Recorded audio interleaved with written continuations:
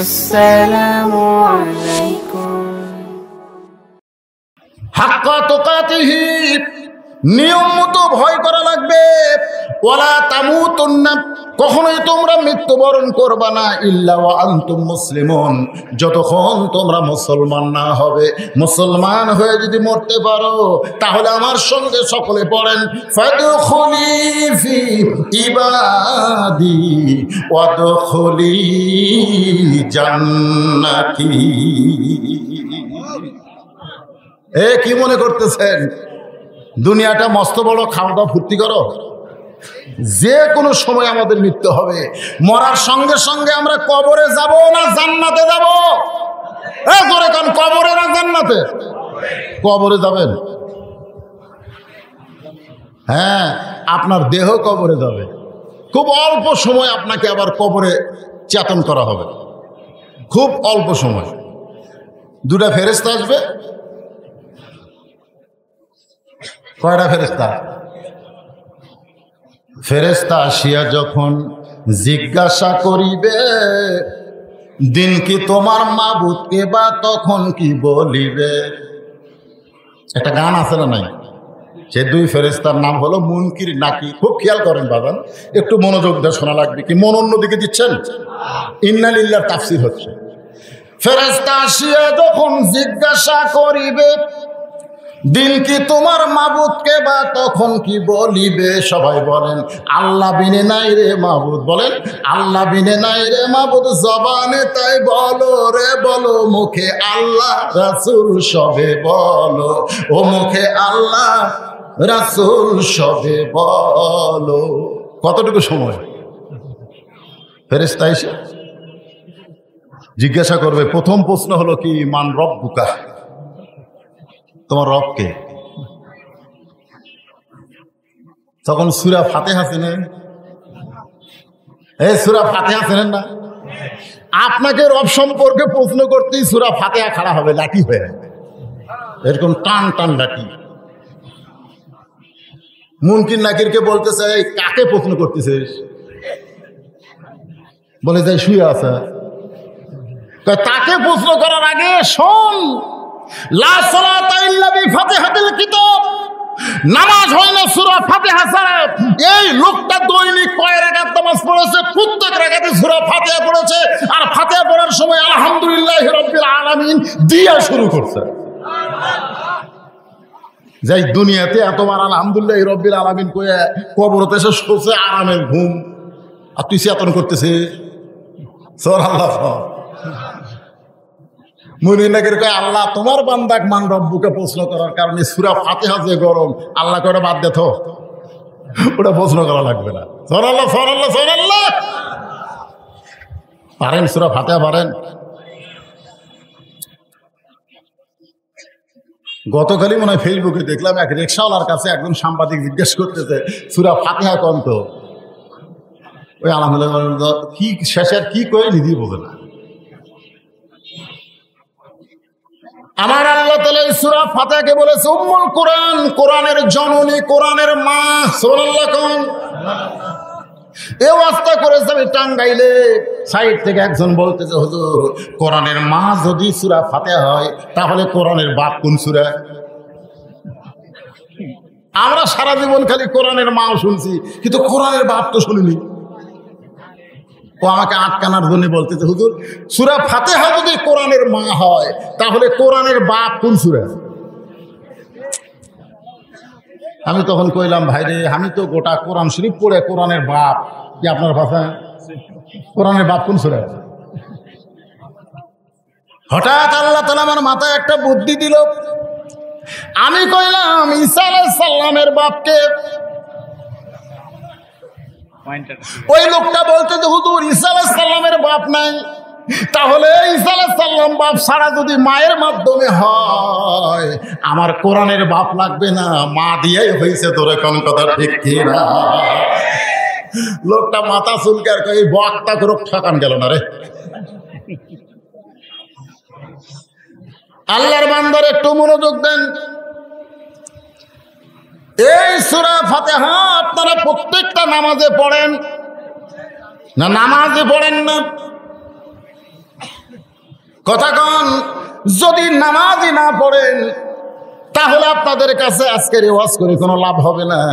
কারণ নামাজ সম্পর্কে রাসূল বলেছেন লা সালাত আলা দিনা, যার নামাজ নাই তার কোনো ধর্ম নাই। বাইনাল আবদি ওয়াল কুফরি তারকুস সালাত, বান্দার কাফেরের মধ্যে পৃথক করার জিনিস তার নামই হলো নামাজ। আমি মুরব্বীদের বলবো না, রে যুবক বাবাজিরা, তোমরা যারা ফেসবুক চালাও, তোমরা যারা আজকের জান্নাতের বাগানে বসে আছো, তোমরা কি এশার নামাজ আদায় করেছো? না হাত তুলবার কব না, হাত তুলবার বলবো না। কি রে এটা রে, বললো আবার কোন দিক দিয়ে আসে? আমি যুবকদেরকে হাত তুলতে বলবো না, কিন্তু আপনার বিবেকের কাছে প্রশ্ন করে, যুবক ভাইরা বিবেকের কাছে প্রশ্ন করেন, ফজর পর্যন্ত বাঁচার গ্যারান্টি আপনার আছে? আত্তাকুল্লাহ, ভয় করতে হবে আল্লাহকে। একটু ইমানের দৃষ্টিতে বলেন, ফজর পর্যন্ত আপনি বাঁচবেন তার কোনো গ্যারান্টি আছে? তেশার নামাজ আপনি না পড়ে ফজর আসার আগে যদি মারা যান, দুনিয়ার কত মুসলমান আপনার জানাজা করলে আপনি জান্নাতে যাবেন? যে ব্যক্তি নামাজ আদায় করে, এশার নামাজ আদায় করে, ফজরের নামাজের আগে যদি মারা যায়, দুনিয়ার কোনো মানুষ যদি তারা জানাজা না করে, ওই এশার নামাজ আদায় করার কারণে আল্লাহ তারে জান্নাত দিয়ে দিবে। কিন্তু যদি এশার নামাজ না পড়ে ফজরের আগে মারা যায়, দুনিয়ার সমস্ত মুসলমান তারা জানাজা দিলে সে ব্যক্তি জান্নাতে যাবার পারবে না। কারণ জান্নাতে যদি যাবারও পারে, কোনোদিন ঢুকতে পারবে। দান করার কারণে অনেক নেতারা দান করে না, দান করার কারণে, হজ করার কারণে, যাকাত দেওয়ার কারণে অনেকে জান্নাতি হবে। আল্লাহকে যাও উদখুলুল জান্নাতা, তুমি জান্নাতে প্রবেশ করো, খুশি হয়ে জান্নাতের কাছে যাবে। যাইয়া দেখবে জান্নাতের দরজা বিশাল একটা তালা। তখন বলবে আল্লাহ জান্নাতে ঢুকবার খোলেন, তো জান্নাতের দরজায় তালা মারা কেন? তা আল্লাহ বলতেছে খোলো। তখন কয় আল্লাহ আমাদের কাছে তো চাবি নেই। খেরে পাগলারা, চাবি নাই কেন? তখন কিছু লোকের কাছে চাবি আছে, ওইটা জান্নাতের তালার মধ্যে ঢুকে দিবে, চাবি ঘুরাবে কিন্তু তালা খুলবে না। যাদের কাছে চাবি আছে এরা হলো জুম্মার নামাজের লোক। ধরে কোন কোন নামাজ? ওই তালার মধ্যে 5টা ঘাট আছে। ধরে কোন কয় ঘাট? ওরকে খালি এক ঘাট। আল্লাহ কয় রে সোরানিতে চাবি ঘুদাস খুলে লেখেন, এই জুম্মার পাটি, এই জুম্মার পাটি মসজিদ দোতলা করবে না? হুজুর আর মুসল্লি ধরে না, এই জন্য দোতলা করা লাগবে। হুজুর বেশি করে টাকা কালেকশন করেন। আমি বললাম ফজরের খবর কি? কয় এক কাতারি হয় না। জোহরের খবর কি? কয় কোনো মতে 1 টাকা। আসরের খবর কি? কয় ওই ফজরের মতোই। মাগরিবের খবর কি? কয় 1.5 কাতার। এশার খবর কি? কয় ফজরের মতোই হয়। মসজিদের মধ্যে কয় কাতার? বলে 9 কাতার। এখন পর্যন্ত 2 কাতারের মুসল্লি তুমি বলতে পারলা না, তাহলে দোতলা করবা কেন?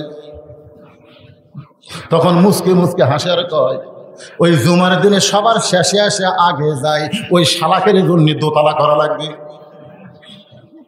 জুমার দিনে সবার শেষে আসে আগে যায়, ওরা মুসল্লি না, এরা হলো শালা। ধরে করে এরা কি?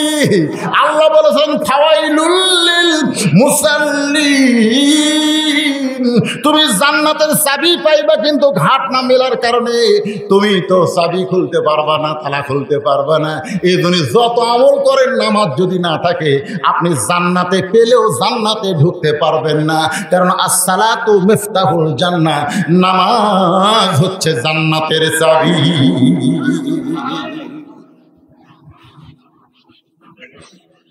আত্তাকুল্লাহ হাক্কা তুকাতিহি, এই ভয়টা যদি অর্জন করতে চাই, আজকে আমি নামাজের ওয়াজ করব। আপনাদের প্রধান অতিথি চেয়ারম্যান সাহেব বলতেছে নামাজ পড়বেন 5 ওয়াক্ত, বললো না? এই কথা কম বললো না? ওনার কিন্তু 3 জন মেয়ে মানুষ ভাই চেয়ারম্যান, আর 9টা হচ্ছে মেম্বার। হিন্দু যদি না থাকে সব পড়ে মুসলমান।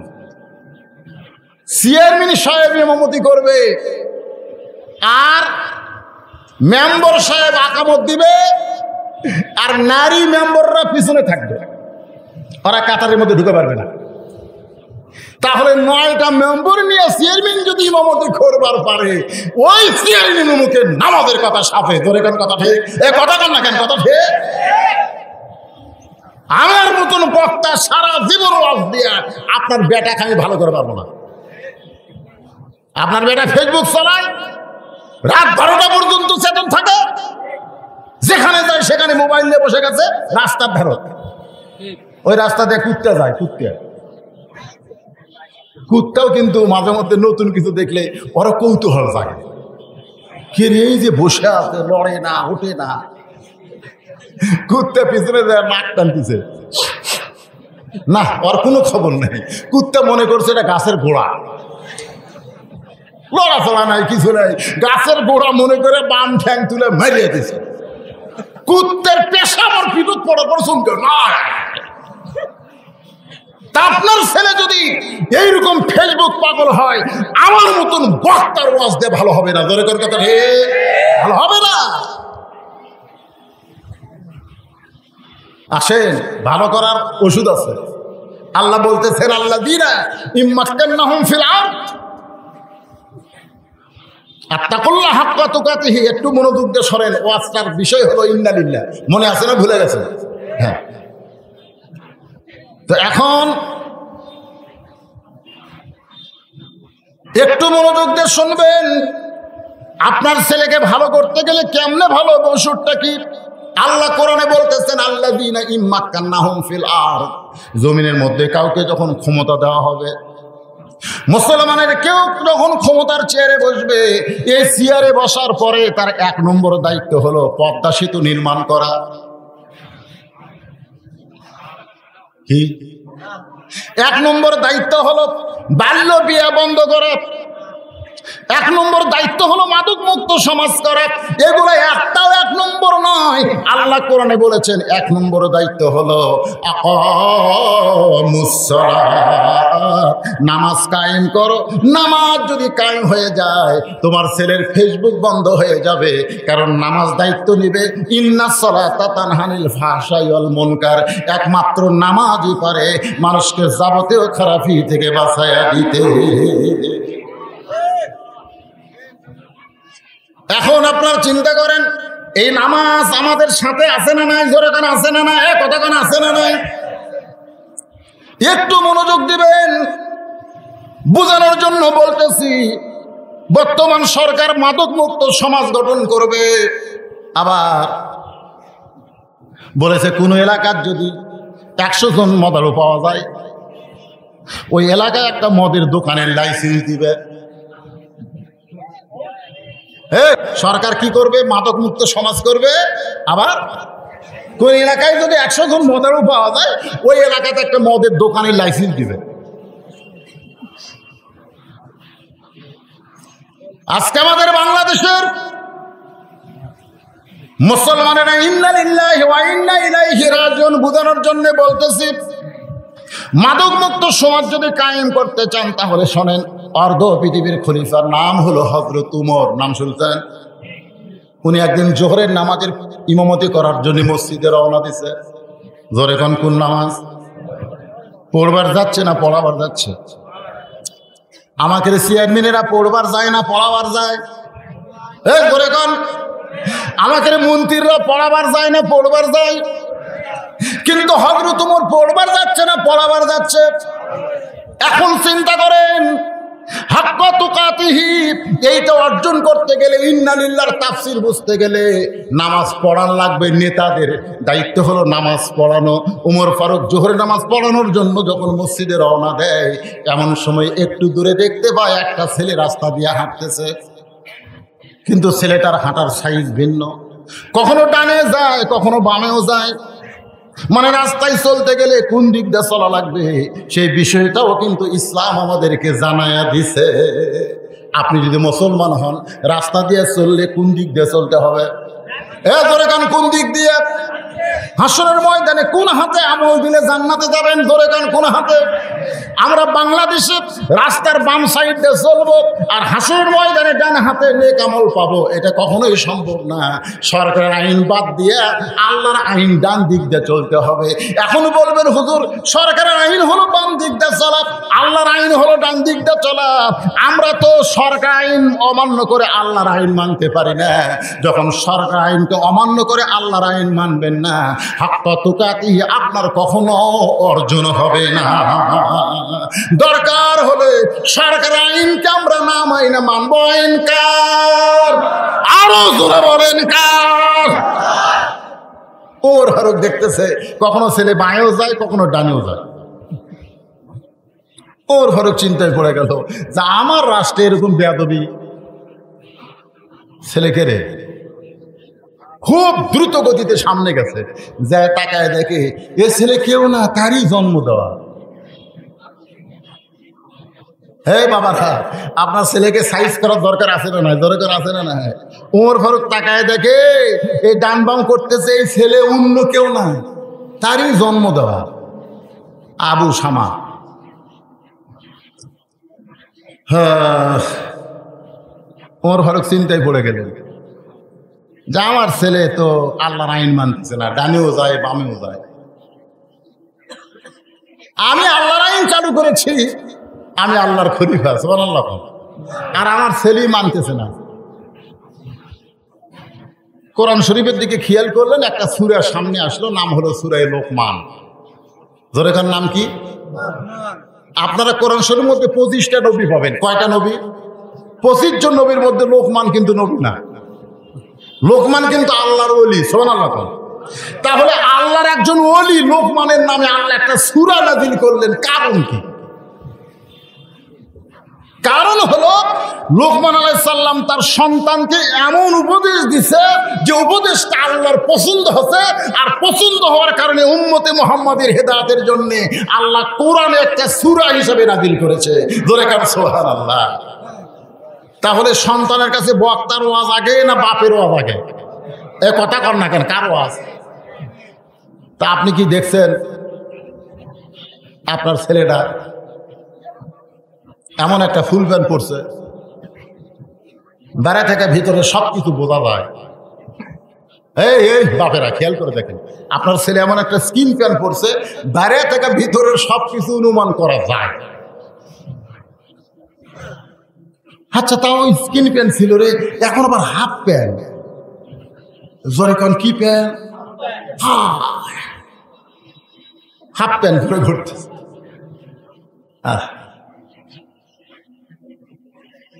আপনার ছেলে বাবা হিসেবে আপনার দায়িত্ব, আপনার মেয়ে কেমন পোশাক পরতেছে, কি করতেছে। আল্লাহর নবী ঘরের মধ্যে ঢুইকা দেখে 9 বছরের ফাতেমা হাতের মধ্যে 2টা ছুরি দিয়া মুচকি মুচকি হাসতেছে। রাসূল ঘর থেকে বাইরে গেলেন, মা ফাতেমা চমকে গেল। যে বাবা ঘরের মধ্যে ঢুকে আমাকে মা মা বলে আদর করে, আর সেই বাবা ঘরের মধ্যে ঢুকি বের হয়ে গেল কেন? বারান্দায় গিয়ে দেখে নবীর চোখ দিয়ে দর দর করে পানি পড়তেছে। ফাতেমা বলে, বাবা কি দুঃখ আপনার মনে, এমন করে আপনি কাঁদেন কেন? রাসূল বলে, ফাতেমা তুই কোনোদিন মনে করিস না যে আমি নবীর মেয়ে বলে জান্নাতে যাব। তুই কোনোদিন মনে করিস না আমার বাবা নবী, আর এই কারণে আমি জান্নাতে যাব। জান্নাতে যদি যাবার চাও তাহলে জান্নাতের আমল করতে হবে মা। এই দুনিয়ার সাজ ভালো না, আল্লাহ আখিরাতে তোমাদেরকে সুন্দর করে সাজায় দিবে। সঙ্গে সঙ্গে ফাতেমা হাতের 2টা ছুরি খুলে মাটির ফাইলা দিলেন। যে ফাইলা দিছে নবী দৌড়ে গিয়া ওই ছুরি দুটি করে জামার পকেটের মধ্যে ঢুকায় দিলেন। ফাতেমা বলে, বাবা যে ছুরি হাতে দেওয়ার কারণে আপনি ঘরের ভিতর থেকে বের হয়ে বারান্দায় কানলেন, আর সেই ছুরি ফাইলা দিলাম আপনি পকেটের মধ্যে কেন ঢুকালেন? রাসূল ফাতেমাকে কাছে নিয়ে কপালে একটা চুম্বন দিয়ে বললেন, মা এই 2টা ছুরি আমি যত্ন করে রাখবো। ওই পর্যন্ত শুধু চুরি নয়, তোর নাকে ফুল পরায় দিব, তোর কানে দুল পরায় দিব, তোর গলায় মারা পরায় দিব। ফাতেমা বলে, বাবা কবে কবে কবে? আল্লাহর নবী বললেন, যেদিন তোমার বিবাহ হবে রে ফাতেমা, মেয়েরা কেবলমাত্র একজন পুরুষের জন্য সাজতে পারবে, সেই পুরুষটা হলো তার স্বামী। স্বামী ছাড়া অন্য কোনো পুরুষের জন্য মেয়েদের সাজা হারাম।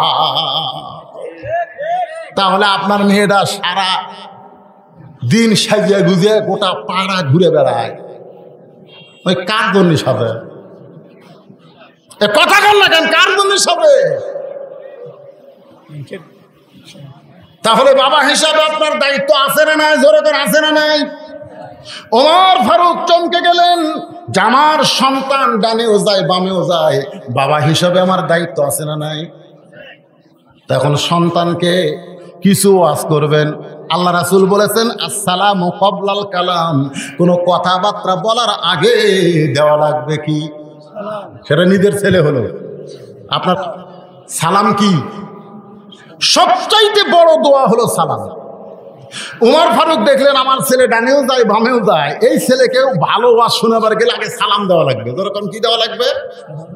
উমর ফারুক সালাম দিলেন, আসসালামু আলাইকুম ইয়া ইবনি, রে আমার নান্নু মান্নু খোকা, আমার কলিজার টুকরা সন্তান, আল্লাহ তোমার উপরে রহমত বর্ষিত করুক। জোরে কোন সুবহানাল্লাহ। সঙ্গে সঙ্গে উমর ফারুকের ছেলে বলতেছে, আপনি কে ভাই? আপনাকে তো চিনলাম না। ওমর ফারুক ইয়া ইবনি বললেন, ইয়া ইবনি মানে আমার পুত্র। আর ছেলে সালামের উত্তর না দিয়ে বলতেছে, আপনি কে ভাই? আপনাকে তো চিনলাম না। ওমর ফারুক চমকে গেছে, কে রে, বেটা হয়ে বাপুক ভাই কয়, এই লক্ষণ তো খারাপ। ওমর ফারুক ছেলেকে পরীক্ষা করার জন্য নাকটা মুখের কাছে নিয়ে গেছে। মুখের কাছে যখন উমর ফারুকের নাক গেল, এমন সময় আবু শামার মুখের ভিতর থেকে মদের গন্ধ আসতেছে। ওমর ফারুক চারিদিকে তাকালেন, এই শোনেন, আত্তাকুল্লাহ হাক্কা তুকাতি,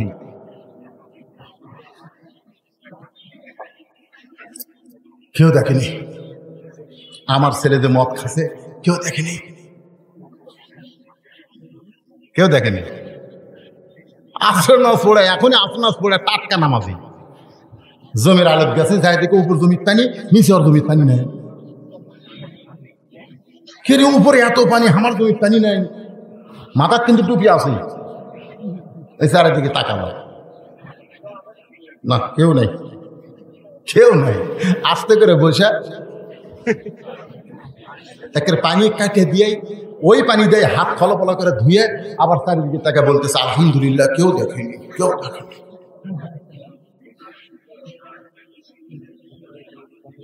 কেউ দেখেনি, বুঝলেন?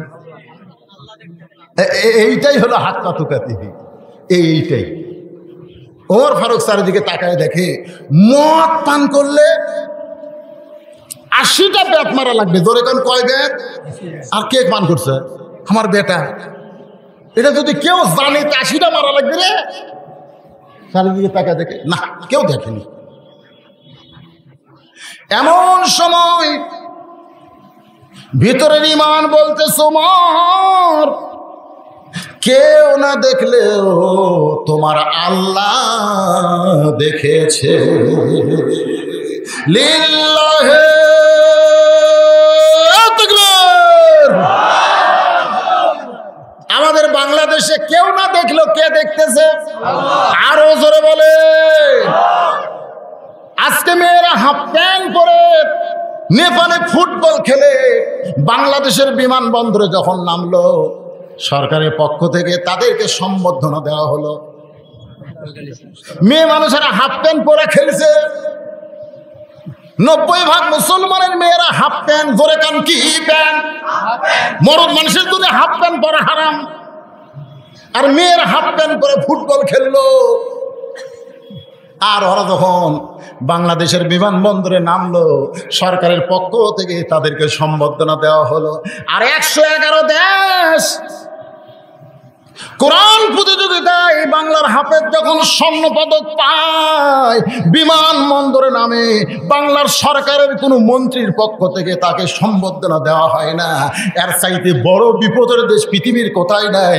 এ কারণে বেশি বেশি আমাদের ইন্না লিল্লাহ পড়তে হবে। আল্লাহর বান্দার একটু মনোযোগ দিবেন। ওমর ফারুকের ঈমান বলতে যে কেউ না দেখলেও কে দেখছে? আল্লাহ দেখছে। এখন মাতাল সন্তানকে গ্রেফতার করতে গেলে হ্যান্ড কাপ, ধরে কোন কি কাপ? আমাদের বাংলাদেশের হ্যান্ড কাপ কার হাত?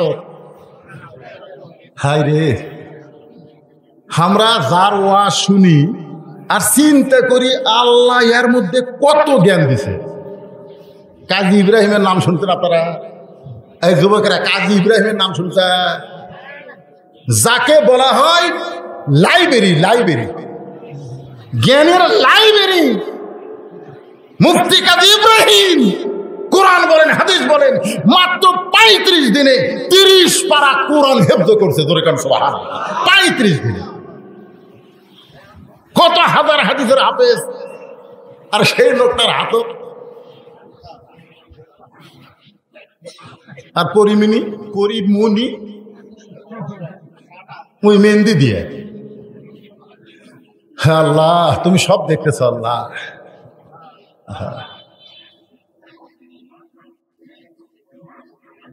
কি অপরাধ করেছে আমির হামজা? কি অপরাধ করেছে? আজ পর্যন্ত তার জামিন হয় না। ধরে কোন কথা ঠিক কিনা? কি অপরাধ করেছে? কি অপরাধ করেছে? 50 বছর কোরআনের তাফসীর করা আল্লামা সাঈদী জেলখানার মধ্যে যাকে বন্দী করে রাখা হয়েছে। ধরে কোন কথা ঠিক কিনা? মানুষ আত্তাকুল্লাহ হাক্কা তুকাতিহি, একটু মনোযোগ দিয়ে শুনবেন। ওমর ফারুক হ্যান্ডকাপ এখন কোথায় পাবেন? এক টানে মাথার পাগড়ি খুললেন। এই যে পাগড়ি, এইটা শুধু মাথায় দেওয়ার জন্য না, মাঝে মধ্যে চোরের হাত বান্ধাও দরকার। ধরে কোন ঠিক কিনা? ওমর ফারুকের মাথার পাগড়ি দিয়া ওই ছেলেটার 2টা হাত বাঁধলেন। আমার দিকে খেয়াল করেন, 2টা হাত বাঁধার পরে পাগড়ির যে অংশ রয়েছে সে অংশ ধরে গরু যেমন টেনে টেনে নিয়ে যায় খোয়ারে, তেমন করে ওই মাতাল ছেলেকে টেনে টেনে মসজিদে নববীতে নিয়ে গেলে। তখন সংসদ ভবন, গণভবন, রাষ্ট্রভবন ছিল না। অর্ধ পৃথিবীর খলিফা মসজিদের মেম্বরে বসে রাষ্ট্র পরিচালনা করতেন। জোরে কোন ঠিক কিনা? পাগড়ি দিয়ে বাঁধছেন আর বাকি অংশ দিয়ে মসজিদের একটা খুঁটি আছে, ওই খুঁটির সঙ্গে মরমা দিয়ে বাঁধলেন। মরমা দেওয়া বুঝেন? খালি 2 হাত না, 2টা পা মরমা দিয়ে বেঁধে ওমর ফারুক যোহরের 4 রাকাত সুন্নত নামাজ আদায় করতেছেন। 5 ওয়াক্ত নামাজে 12 রাকাত সুন্নত আমাদেরকে পড়তেই হবে। ও নামাজিরা, 5 ওয়াক্ত নামাজে 12 রাকাত সুন্নত। জোরে কোন কয় রাকাত? তার মধ্যে যোহরের মধ্যে বেশি, যোহরের আগে 4, পরে হলো 2। 6 রাকাত সুন্নত যোহরের নামাজে পড়তেই হবে। আসরের কোনো সুন্নত না পড়লেও চলবে। মাগরিবের পরে 2 রাকাত সুন্নত পড়তেই হবে। এশার পরে 2 রাকাত সুন্নত পড়তেই হবে। আর ফজরের আগে 2 রাকাত সুন্নত পড়তেই হবে। এই সর্বসাকুল্যে হলো 12 রাকাত। জোরে কোন কয় রাকাত? এখন কতগুলো ছেলেরা যোহরের নামাজ পড়বার আশাই কে আল্লাহ আকবার, মানে এমন টাইম আগে 4 রাকাত সুন্নত পড়বি না, ওই ফাঁকি মারবি, তোর এখন কি মারবি? আয় হায়, এরকম বহু দেখতে হয়। ওমর ফারুক যোহরে ভাইজান বিরক্ত হচ্ছেন? 4 রাকাত সুন্নত আদায় করে, একটু মনোযোগ দেন, সুন্নত আদায় করতেছেন। এমন সময় মুসল্লি সাহাবীরা মসজিদের মধ্যে ঢোকে, ওই খুঁটির সঙ্গে মরমা দেওয়া। একজন সাহাবী কাছে গিয়ে তদারক করে দেখে এটা তো উমরের সন্তান। সিল্লা বলছে ওমর ফারুকের সন্তানকে এরকম মরমা দিয়ে বাল্য কেড়ে, মানে চামছে। ধরে তোর কার চামছে? আল্লাহ না উমরের? এ কথা হয় না। আল্লাহর চামছে, এই কথা খুবই। উমরের চামচা দুই একটা থাকে না এরকম। হযরত ওমর ফারুকের সন্তানকে এরকম মরমা দিয়ে বাল্য করে। এমন সময় একজন সাহাবী বলতেছে ভিতর দিকে তাকা দেখ। ভিতর দিকে তাকায় দেখে ওমর ফারুক নামাজের সেজদায় আছে। ওমর ফারুক যদি নামাজের সেজদায় থাকে, তার সন্তানকে মরমা দিয়ে কে বানলো এইটা জানার কোনো দরকার নেই। সুবহানাল্লাহ। সবাই সুন্নত আদায় করার পরে যখন জামাতের সময় হলো, ওমর ফারুক মেহরাবের মধ্যে ঢুকে গেলেন। সবাই দেখে ওমর ফারুকের মাথায় টুপি আছে কিন্তু পাগড়ি নাই। ধরে কন কি নাই? পাগড়ি পরা কি ফরজ নাকি? এ ধরে কন পাগড়ি পরা কি ফরজ? টুপি দেওয়া কি ফরজ? এ ধরে কন টুপি দেওয়া কি ফরজ? টুপি দেওয়া সুন্নত নববী। আল্লাহ নবী পেশাব পায়খানা করতে গেলেও মাথা ঢেকে যাইতেন, এই জন্য টুপি দেওয়া হলো সুন্নত, পাগড়ি পরা হলো সুন্নত। আমি সৌদি আরবে দেখেছি একমাত্র বাংলাদেশের মানুষ ছাড়া পৃথিবীর অন্য দেশের মানুষেরা টুপির গুরুত্ব দেয় না, খালি মাথায় নামাজ পড়ে, দাড়ি নেই। আমি সৌদি আরবের তায়েফে একজন সাহাবীর নামে মসজিদ আছে, আব্দুল ইবনে মাসউদ রাদিয়াল্লাহু নামে মসজিদ আছে তায়েফে। ওই তায়েফের মসজিদের ইমামের দাড়ি নেই। ধরে কান কি নেই? দাড়ি নেই। তো নামাজ শেষ করে আমি একটু মুসাবার ফলে ওনাকে চুমো খাওয়ার কারণে, ওরা চুমা খুব পছন্দ করে, আমি গাল লাড়ে দেখি ওরে খড়খড়া রে। আমার মনে হয় ওই নামাজের আগে ক্লিন সেট করে আসছে। আমি কলাম একটা সাহাবীর নামে মসজিদ, আর সেই মসজিদের ইমামের দাড়ি নেই রে। আর আমাকে বাংলাদেশে দাড়ি মুঠ দিয়ে লাভে রে। ছোট হলি কয় ই জামা শিবির রে, দাড়ির মাপ ছোট। তো মাথায় কি নাই? মাথায় পাগড়ি নাই। পাগড়ি ছাড়াই হযরত ওমর জোহরের নামাজ আদায় করলেন। জোহরের নামাজের পরে 2 রাকাত সুন্নত নামাজ আদায় করে ওমর ফারুক তড়ি ঘড়ি আবু শামার কাছে চলে আসলেন।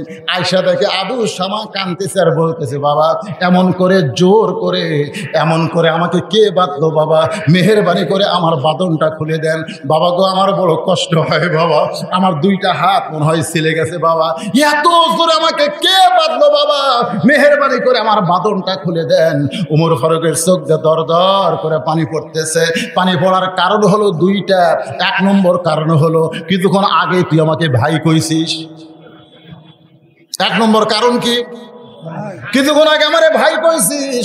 আর 2 নম্বর কারণ হলো কোন সন্তান যখন বাবা বাবা বলে ডাকে, ওই বাবা ডাকটা তার কানের ভিতর দিয়ে শুধু কানের মধ্যে থাকে না, এটা কলিজার মধ্যে ঢুকে যায়। বাবার মতন, সবাই বলেন বাবার মতন আপন বন্ধু নাই রে দুনিয়া। খুশি না বেজার? কথা কান খুশি না বেজার? আপনার শ্বশুর যখন বাড়িতে আইলো, আপনার বউ কয় তরকারি, কয় তরকারি আপনি জানেনই না, এত তরকারি হয়েছে। কেন কোত্থেকে হয়েছে? ওই এগুলো আমি জোগাড় করছি, আমার বাবা আইছে। যখন আপনার বাবা আছে তখন আলু ছানা যে বিস্কিট এখন পিঁপড়াও খায় না, সেই বিস্কুট শ্বশুরের সামনে দিছে। শ্বশুর বিস্কিট কামড় দেয় আর দাঁতের মধ্যে লোক ঢুকে।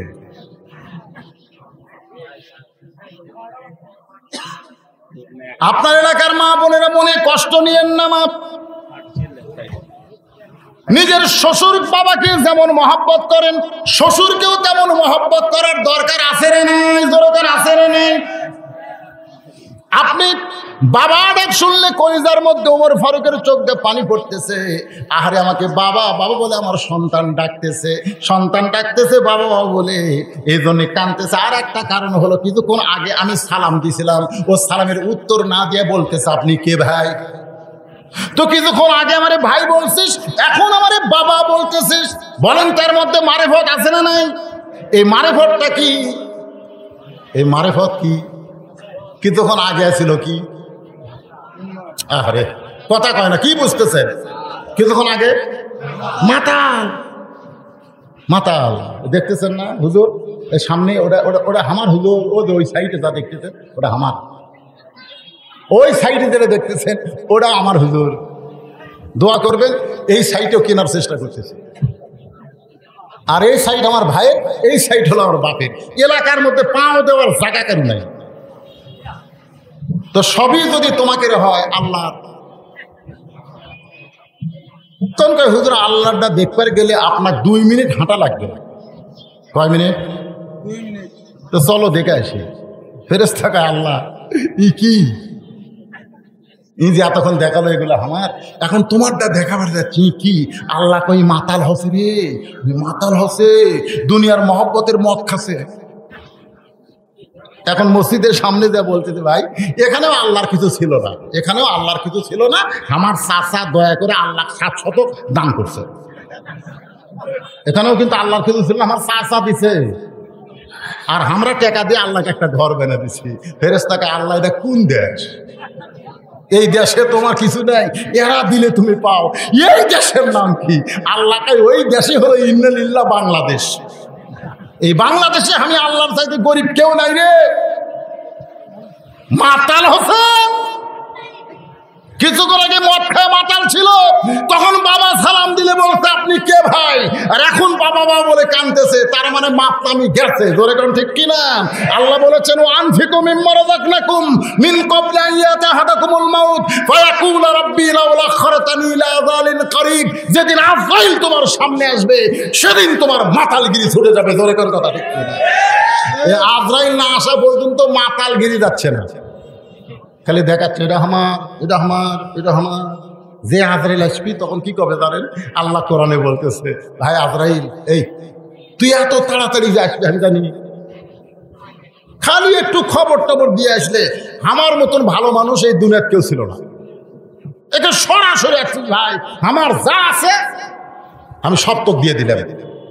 দেখেন কথার সাইজ কি, আমার যা আছে আমি সব তো দিয়ে দিলাম, খালি একটা বছর আমাকে সুযোগ দে, আমি 1 বছরে নামাজ পড়ে রোজা করে জিকির করে তৌবা করে আমি প্রকৃত মুসলমান হয়ে তারপরে তোকে ধরা দেব। তখন আজরাইল বাম হাতে একটা সোয়াল মারবি। জোরে কোন কোন হাতে? এই যে দেখেন সরে ওই পেশাব করবি, পায়খানা করবি। দেখবেন অনেক মানুষ ধোয়াবার গেলে, মরার পরে ধোয়াবার গেলে দেখবেন ওই পেশাব পায়খানা করে সব নাকে ফেলে দিছে। এরকম আছে না নাই? জোরে কোন আছে না নাই? যাই পেশাব পায়খানা করে মরছে বুঝবেন আজরাইলে চড় খাচ্ছে। কতক লোক বলে হুজুর লোকটা মারা গেছে গোসল করালাম, কিছুই নাই হুজুর, পেশাব নাই পায়খানা নাই, তার মানে ওই চড় খাইনি ভাই, ওই ইমান নিয়ে গেছে রে। এ কথা বল না কেন? আজরাইল চড় মারার কারণ কি জানেন? কেন তুই মরার সময় বেঈমান, তুই যে বলতেছিস আমার যা আছে সব দিব, আমার কি রে, তোর কি আছে? পরের জায়গা পরের জমি, সবাই বলেন পরের জায়গা পরের জমি, ঘর বানায় আমি রই, আমি কিন্তু ঘরের মালিক নই। সবাই বলেন না কে ভাই? গানটা গাইলে কি গুনাহ হবে? পরের জায়গা পরের জমি, পরের জায়গা পরের জমি, ঘর বানায় আমি রই, আমি কিন্তু ঘরের মালিক নই। জমিদারের ইচ্ছা মতো, জমিদারকে সবাই জবান খুলে বলেন জমিদারকে, জমিদারের ইচ্ছা মতো দেই না জমিন চাষ, তাই তো ফসল ফলে না রে দুঃখ 12 মাস। সরকার ইচ্ছা মতো দাম বাড়ায়, গরিব মানুষ খালি টাকা দেখে, খাওয়ার কোনো বুদ্ধি নাই। আয় পকেট ভরে টাকা নিয়ে যায়, ফের ব্যাগ খালি করে। আয় ভাই রে, সোয়াবিনের দাম জানিস? 100 মিনিট তেল দাম বাড়ছে, পরের দিন গোস্ত কিনবার যায় দিকে 600। খেরা পেট্রোলের দাম বাড়ছে, মসুরের ডালের দাম বাড়ছে। হায় হায় রে, এত কিছু আগুনের মতন দাম বাড়তেছে, তারপরও বাংলাদেশের জনগণ জবান ফোটে না। ধরে কোন কথা? তার মানে আস্থা করলো আল্লাহর ভয় আপনাদের কলিজায় নাই, আমাদের কলিজায় সরকারের ভয় ঢুকে গেছে। ধরে কোন কথা ঠিক কিনা ভাই? এই ভয় নিয়ে মরবে মুসলমান। জান্নাতে যাওয়ার জন্য আঁকি তুলছি, মনে আছে না? ভুলে গেছেন? আজকে এই যুবকেরা মাহফিলের তারিখ যখন আমার কাছে নিল, আমাকে বলে হুজুর এর আগে আপনি একবার আইছিলেন, সেইবারে কিন্তু বৃষ্টি হচ্ছিল, মনে আছে আপনাদের? ওয়াজ শুরু করতে করতে বৃষ্টি ঝুরঝুর করে পড়া শুরু হলো। আমি কইলাম, ভাই একজন উঠবেন না, বৃষ্টি বন্ধ হয়ে যাবে। আপনারা কেউ উঠলেন না, বৃষ্টি আল্লাহ বন্ধ করে দিল। মাহফিল শেষ করে যেই ঘরের মধ্যে গেছি, শুরু হয়ে গেল। এরা দাওয়াত দেওয়ার সময় আমাকে বললো, হুজুর আবার আপনি এই সময় দাওয়াত নিচ্ছেন, বৃষ্টি যদি হয়। আমি কইলাম, তোমাদের যদি নিয়ত সহি হয়, তোমরা যদি নেক নিয়তে মাহফিল করো, বিশ্বাস করো বাবা, বৃষ্টি হবে না, সুন্দর মাহফিল তোমরা হয়ে যাবে। আপনারা বলেন তো, গতকাল বৃষ্টি হয়নি? হুজুর এখন হয়নি, মাস্তান এলাকায় হয়নি, এখানেও তো হবার পারত। আজকে এই গরমের মধ্যে বৃষ্টি হয়তো, কিন্তু ছেলেদের নিয়ত ভালো। আমি কালো বক্তাকে দাওয়াত দিল, বৃষ্টি হলো না। আমাকে বলছে, হুজুর আপনি ওয়াজ করার ফাঁকে কোনো এক সময় 10টা মিনিট একটু আমাদের এই ফোরকানিয়া মাদ্রাসা আমাদের মাহফিলের জন্য একটু হাত বাড়াবেন। আমি ওয়াজ করব, কমপ্লিট ওয়াজ না করে আমি যাই না। যদি আপনারা চলেও যান, উমর ফারুকের ছেলে এবং ইন্না লিল্লাহর ওয়াজ করতে যদি আমাদের রাত 12টা বাজে বা 12:30 বাজে, আমাদের কোনো আপত্তি আছে? আমাকে ঢাকার থেকে নিয়েছেন, আমি তো আপনাদের এলাকারই মানুষ। তাই ছেলেদেরকে বলবো, বাবা এই সময় 12:15 বাজতেছে, তোমরা একটু ব্যাগ নিয়ে ভিতরে ঢোকো, কয়টা বাজতেছে? হ্যাঁ, ওই 11টা বাজতেছে। তার মানে কতক্ষণ ওয়াজ করছি? আধা ঘন্টা। 1 ঘন্টা পর আমাকে কইছিল, 1 ঘন্টা, সেখানে আমি 1.5 ঘন্টা পরে আপনাকে ওঠা বসা করে একজন উঠবেন না। আপনারা এই কোরআনকে ভালোবাসেন না? তাহলে কোরআনের মাদ্রাসা ফোরকানিয়া মানে কি? ফকুন্নি মাদ্রাসা। ফোরকানিয়া মানে যেখানে কোরআন শিক্ষা দেওয়া হয়, সেই মাদ্রাসাকে ফোরকানিয়া মাদ্রাসা বলে। সে মাদ্রাসার জন্য, মাহফিলের জন্য ছেলেরা আপনাদের কাছে ব্যাগ নিয়ে গেছে, পকেটে যা আছে বের করে দেন। ওয়াজ হবে একেবারে শেষ পর্যন্ত আপনারা থাকবেন, ব্যাগের মধ্যে দেন 10, 20, 50, 100, 1000, 2000 টাকা যারা দিবেন, তেজের উপরে আসেন। তাদের জন্য আমি একটু বলবো, এখানে অনেক আল্লাহর বান্দা আছে 1000, 2000, 5000 দিবে, তারা ব্যাগের মধ্যে না দিয়ে আমার হাতের মধ্যে দিয়ে দেন। আমি দোয়া করে দেবো ছেলেদেরকে নিয়ে, প্রতি বছর তারা যেন কোরআনের মাহফিল করতে পারে। আল্লাহ যেন তাদেরকে মাহফিল করার তৌফিক দিয়ে দেয়। জোরে করো আমিন। টাকা যদি না থাকে আপনি উঠবেন না, আপনি টাকা না দিবার পারলে উঠবেন না, আপনি বসে থাকেন, অসুবিধা নেই, কোনো সমস্যা নাই। মাত্র 10 মিনিট লাগবেই না, এর আগে ইনশাল্লাহ ব্যাগ নিয়ে ফেরত আসবে। আপনাদের মধ্যে কেউ এমন আছেন যে হুজুর এই ফোরকানিয়া মাদ্রাসা আমি একটা কোরআন শরীফ দান করব, আমার বাপ মা কবরে গেছে, বাপ মার রুহের মাগফিরাত, আমি একটা কোরআন শরীফ দান করব। আপনাকে কোরআন শরীফ দেওয়া লাগবে না, আপনি 500 টাকা দেন, একটা কোরআন শরীফ দান করার সওয়াব আল্লাহ আপনাদের বাপ মার কবরে দিয়ে দিবে। এরকম কোন আল্লাহর এতিম বান্দা আছেন যে বাপ মার কবরকে জান্নাত বানানোর জন্য একটা কোরআন শরীফ বাবদ 500 টাকা দান করবেন? একটা কোরআন দানের সওয়াব আল্লাহ আপনার বাপ মার কবরে দিয়ে দিবে। এরকম যদি কেউ থাকেন, কারো যদি মা মারা যায়, বাপ মারা যায়, একটা কোরআন শরীফ বাবদ 500 টাকা দেবেন। 500 টাকা দিলে একটা কোরআন দানের সওয়াব আল্লাহ আপনাকে দিয়ে দিবে। এই সবাই এরা ব্যাগ, আল্লাহ বাপ মার হায়াতকে দারাজ করে দাও, আরো বাপ মার খেদমত করার তৌফিক দাও। আমিন। হ্যাঁ, কেউ যদি বাকি দেন যে হুজুর আমার কাছে নগদ 500 টাকা নাই, আমি 2 দিন পরে, কে মারা গেছে? দাদির জন্য দেখেন নাকি, দাদির জন্য কোরআন শরীফ বাবদ 500 টাকা দান করেছে। আল্লাহ দাদির কবরকে, কে মারা গেছে? আপনার বাবা মারা গেছে, বাবার জন্য একটা কোরআন শরীফ বাবদ 500 টাকা দান করলো। আল্লাহ এরশাদের বাবার কবর জান্নাতের টুকরা বানিয়ে দেন। বাবা মারা গেছে, বাবার জন্য ছেলে 500 টাকা কোরআন শরীফ বাবদ দান করেছে। আল্লাহ গো, এই কোরআন দানের কারণে বাবার কবরকে জান্নাতের টুকরা কবুল করেন। ভাই আপনারা যারা ওয়াজে উঠতেছেন, আপনারা কি মাহফিলে সর্বনাশ উঠবেন কেন? মাত্র 10টা মিনিট আপনারা ধরতে ধরুন না। এত বড় মাহফিল, এত বিশাল মাহফিল, একটা ফোরকানিয়া মাদ্রাসার জন্য মাহফিল করছে। আপনাদের কাছে কোরআন শরীফ বাবদ 500 টাকা দেওয়ার জন্য দেখেন পাগল হয়ে গেছে। আমি চাইছি 500, দিয়ে দিল 600। আল্লাহ কোরআন শরীফ বাবদ দান করেছে, আল্লাহ দানকে কবুল করেন। কে মারা গেছে আপনার? হ্যাঁ, মা মারা গেছে। মা, এই বাবা, কে মারা গেছে? বাবা বেঁচে আছে? ও বাপ মা 2 জনে মারা গেছে। আল্লাহ বাপমার জন্য কোরআন বাবদ 500 টাকা দান করেছে, আল্লাহ কবুল করেন। আর একজন আল্লাহর বান্দা কোরআন শরীফ বাবদ 500 টাকা দান করলো, আল্লাহ দানকে কবুল করেন। আচ্ছা, নাম লিখে দেন তাহলে। আরে ছোট একটা মেয়ে মারা গেছে, মেয়ের জন্য কোরআন শরীফ বাবদ 500 টাকা বাকিতে করলো দান। আল্লাহ আজকের মাহফিলের ভারপ্রাপ্ত সভাপতি 2টা কোরআন শরীফ বাবদ 1000 টাকা দান করেছে। আল্লাহ দানকে কবুল করে। কোরআনের শিক্ষক ছিল, আরে কোরআনের শিক্ষক বাবা মারা গেছে, আল্লাহ দান করেছে, আল্লাহ কবুল করেন। বাবা মার জন্য দোয়া চাই, কোরআন শরীফ বাবদ 500 টাকা দান করলো, আল্লাহ দানকে কবুল করেন। বাপ মাকে আল্লাহ আপনি কবুল করেন। মেয়ের জন্য দোয়া চাই, 100 টাকা দান করেছে, আল্লাহ আপনি কবুল করেন। বাপ মাও দেখেন, বাপ মা 2 জনের জন্য 2 কোরআন বাবদ 1000 টাকা দান করেছে। আল্লাহ তোমার একজন পাগল, আল্লাহ বাপ মার কবরকে জান্নাতের টুকরা আল্লাহ আপনি কবুল করেন, আল্লাহুম্মা আমিন। যারা কোরআন নগদ না পারেন বাকি লিখে দিতেন, আপনি এখন না পারলেন 1 মাসের মধ্যে দিবেন ইনশাআল্লাহ।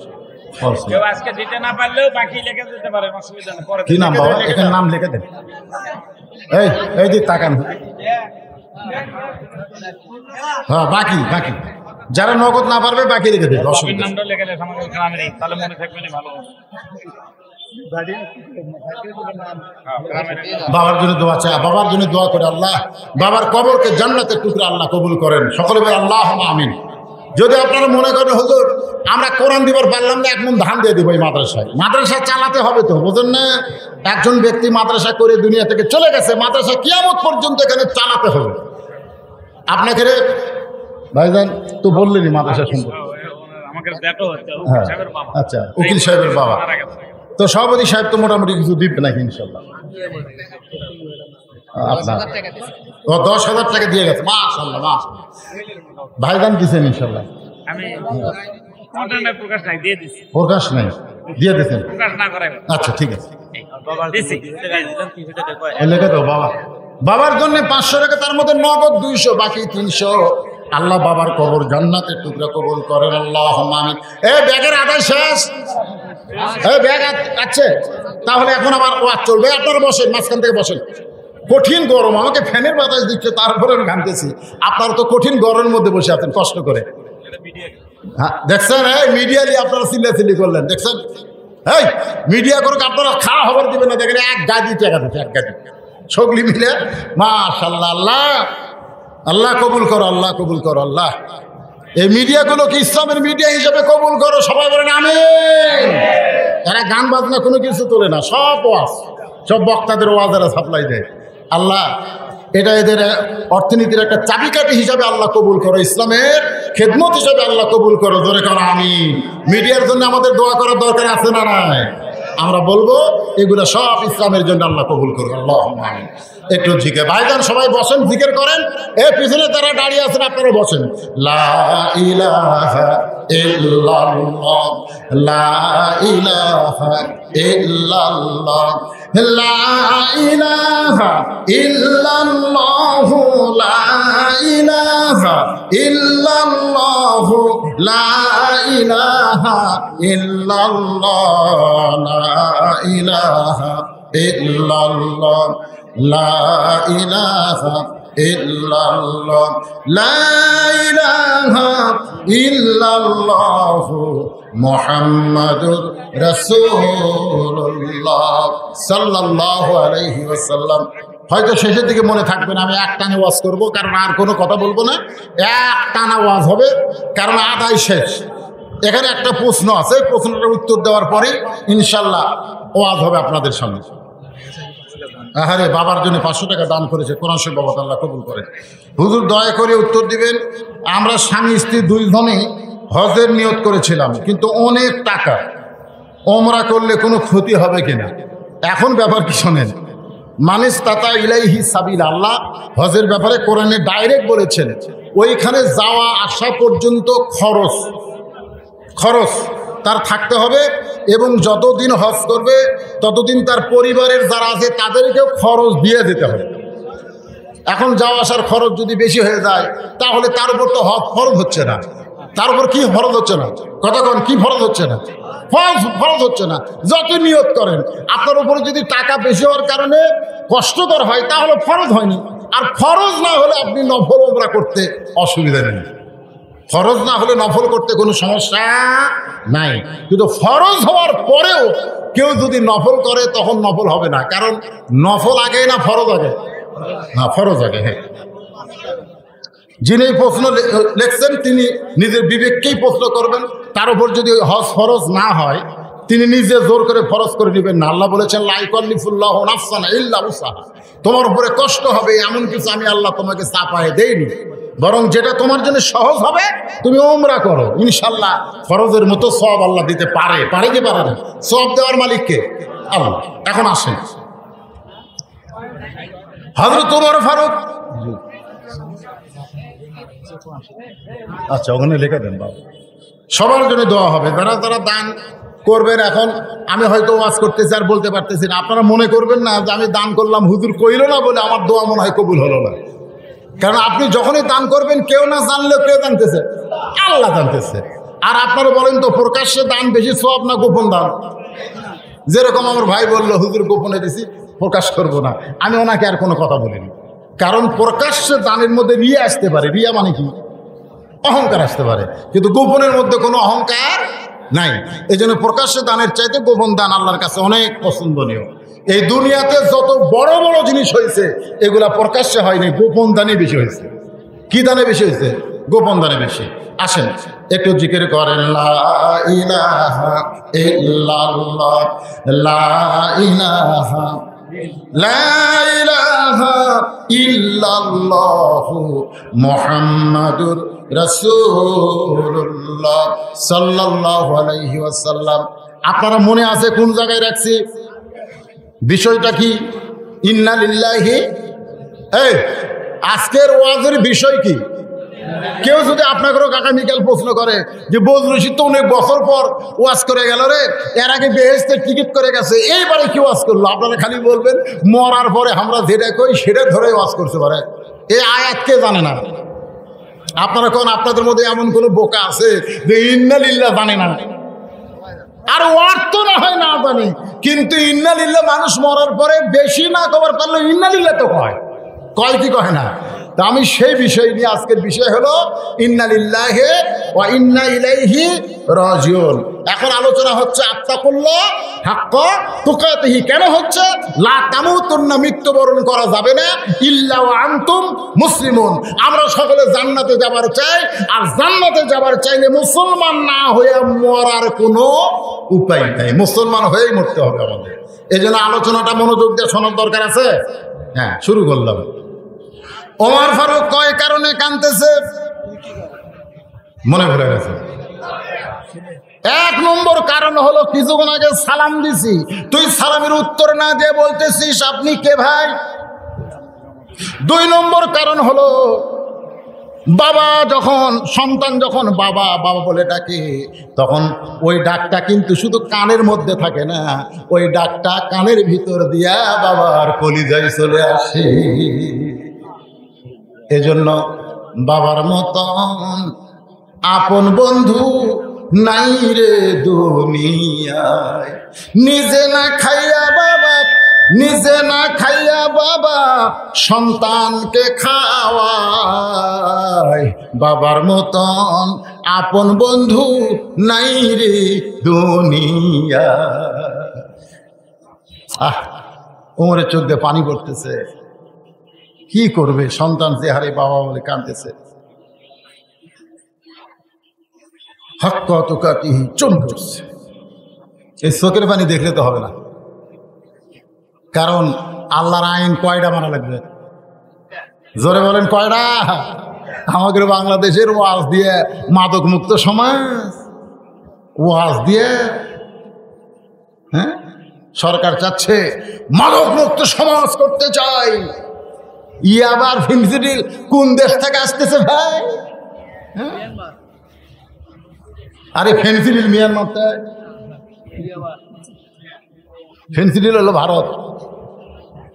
আমাকে কলজের টুকরা এক নেতা বলতেছে ৭১ যদি ভারত আমাদের সহযোগিতা না করত আমরা স্বাধীন দেশ পেতাম না। আমি নেতারে কইলাম তওবা পড়ো, তওবা পড়ো। নেতা কয় তওবা কেন? আমি সূরা নসর তেলাওয়াত করলাম, ইজা জা নাসরুল্লাহি ওয়াল ফাত। এই মুসলমানের বাচ্চা, ভারত কোনদিন মুসলমানকে সাহায্য করে না, মুসলমানকে বিজয়ের জন্য সহযোগিতা করে আমার আল্লাহ। ধরে কেন কথা ঠিক না? যদি তোমরা বলো ভারত সহযোগিতা করার কারণে আমাদের দেশ স্বাধীন হয়েছে, তাহলে শুনে রাখো এ দেশ স্বাধীন হয় নাই, বরং ভারতের অধীন হয়ে গেছে। দরকার কথা ঠিক কিনা? স্বাধীন হচ্ছে। একটু মনোযোগ দিবেন। নাসরুম মিনাল্লাহি ওয়া ফাতহুন কারীব ওয়াবাশশিরিল মুমিনিন। হাসবিয়াল্লাহু পড়েন, হাসবিয়াল্লাহু নি'মাল ওয়াকিল ওয়া নি'মাল মাওলা ওয়া নি'মান নাসীর। আল্লাহু আকবার। ও মুসলমানেরা, ওমর ফারুক হিসকি দিয়ে উঠলেন, চোখের পানি দেখে আমার কাজ হবে না। আমার সন্তানকে যদি আল্লাহর আইন কার্যকর না করি, কঠিন আদালতে আল্লাহর সামনে আসামি হওয়া লাগবে। এই কারণে হযরত ওমর ডাক দিলেন, জল্লাদ। ওমর ফারুক যখন বললেন জল্লাদ, সমস্ত সাহাবীরা চমকে উঠল। সমস্ত সাহাবীরা চমকে ওঠার কারণ হলো যে জল্লাদ ওমর ফারুক কেন ডাকতেছে? জল্লাদ বোঝেন আপনারা? জল্লাদ কি? এই জল্লাদ কি? হ্যাঁ, জল্লাদ বোঝেন না? আমাদের বাংলাদেশের এক জল্লাদ নামাজি হচ্ছে, নামাজি। আগে নামাজ পড়তো না, ওই মানুষকে ফাঁসি টাসি দিত তো ওর ভিতর। আমি সীমার রে, আমি জল্লাদ রে, আমি কসাই রে। জোরে খেলা একটা কতগুলা নামের একটা তাসির আছে না নাই? আমার এলাকার এক কসাইয়ের মেয়ে বিয়ে দেওয়া লাগবে। আমাকে বলে, হুজুর একটা ভালো পাত্র দেখেন। আমি এক হাফেজ সাহেবকে বললাম, বারে একটা ভালো মেয়ে আছে, বিয়ে করবা? হাফেজ সাহেব বলতে, হুজুর মেয়ের বাপ কি করে? যেই বলছি কসাই, ওই 3 বার নাউজুবিল্লাহ বলছে। না, আমি বললাম, কেন কসাই কি মানুষ না? না হুজুর, যে দাও দেখ গোস্তর ওপর মারে, ওই দাও যদি কোনোদিন ভুল করে আমার কান্নার ওপর ধরে, দরকার নাই। দরকার হলে বিয়েই করবো না, কিন্তু কসাই দেখে। জল্লাদ ফাঁসির আসামিকে নিতে গেছে, যায় দেখে আসামি নামাজ পড়তেছে। কিছুক্ষণ পরে বলতেছে, নামাজ শেষ হলে আপনার ফাঁসি হবে। এই মুহূর্তে ফাঁসির মঞ্চে চলেন। আল্লাহর জিকির করতেছে আর ফাঁসির মঞ্চের দিকে আসতেছে। জল্লাদ আশ্চর্য হয়ে যায়, একটা ভয় ভীত তার কলিজার মধ্যে নেই। জল্লাদ বলতেছে, এই মুহূর্তে আপনার ফাঁসি হবে, আর আপনার ভিতরে কোনো ভয় দেখি না। সঙ্গে সঙ্গে ওই ফাঁসির আসামি বলতেছে, ওয়ালা তাকুলু লিমান ইউকতালু ফি সাবিলিল্লাহি আমওয়াতুন বাল আহইয়া ওয়ালাকিন লা তাশউরুন। তোমরা বলতেছো আমার ফাঁসি হবে, কিন্তু আমি দেখতেছি ফাঁসির মাধ্যমে আল্লাহ আমাকে চিরজীবন লাভ করে দিয়ে দিবে। আল্লাহ বলেছেন, আমার রাস্তায় তাদেরকে হত্যা করা হয়, তাদেরকে তোমরা মৃত্যু বলো না, আমি আল্লাহ বলতেছি তারা জীবিত। আমাদের ইমাম আবু হানিফাকে জেলখানায় হত্যা করা হয়েছে। ওরা মনে করেছিল মরে গেছে, আবু হানিফা কিন্তু মরে নাই, বরং যারা ফাঁসি দিয়েছে তাদের নাম গন্ধ কেউ জানে না। আর কিয়ামত পর্যন্ত প্রত্যেকটা মুসলমানের কলিজায় আবু হানিফা জীবিত থাকবে। জোরে কোন কথা ঠিক কিনা? কারবালার প্রান্তরে ইয়াজিদ হোসেনকে হত্যা করে মনে করেছিল যে হোসেন শেষ হয়ে গেল, কিন্তু হোসেন কিন্তু শেষ হয় নাই। বাংলাদেশে কোনো মানুষের নাম ইয়াজিদ নাই, প্রত্যেক পাড়ায় পাড়ায় হোসেন নামের মানুষ দেখা যায়। জোরে কোন কথা ঠিক কিনা? যেই মাত্র ওমর বলছেন জল্লাদ, সঙ্গে সঙ্গে জল্লাদ এসে হাজির। জল্লাদ এসে সালাম দে, বলে আমিরুল মুমিনিন, আমারে ডাকলেন কেন? ওমর ফারুক বলতেছে, আমার আবু শামা মদ পান করছে। সমস্ত সাহাবীরা চমকে উঠলো, এখন পর্যন্ত কেউ জানতো না। যেই মাত্র ওমর ফারুক বলেছে আমার আবু শামা মদ পান করেছে, সমস্ত সাহাবীরা চমকে উঠলো। এ কথা কেউ জানতো না, ওমর আর আল্লাহ জানতো। ধরে কোন কথা ঠিক কিনা? ওমর আর কে জানতো? আর কে জানে? ওমর আর আল্লাহ ছাড়া আর কে? না না, বেটা তো মাথা। আর কেউ জানে? একটা গান কইতো দেখি আপনার বোঝেন নাকি? তোমার দুই কান্দে দুই মোহরি লেখিতেছেন ডাইরি, দলিল দেখে রায় দিবে, টাকা পয়সার নাই কারবার। কেরামান পড়েন, কেরামান কাতিবিনা ইয়ালামুনা মা তাফআলু। গল্প মারতে তো সকালে আসে আমি একলাই বসা দিয়েছি 100 টাকা। কি আর একজন কয় কেউ দেখেনি। না রে পাগল, দরজা জানলা বন্ধ করে মারছি দেখবি খেয়ে। দুই ফেরেস্তা, দুই কান্দে দুই ফেরেস্তা বলতেছে আল্লাহ এই শালা খাই কি? এই শালা যে বলতেছে কেউ দেখেনি, তা আমরা কি ঘুম পাচ্ছি?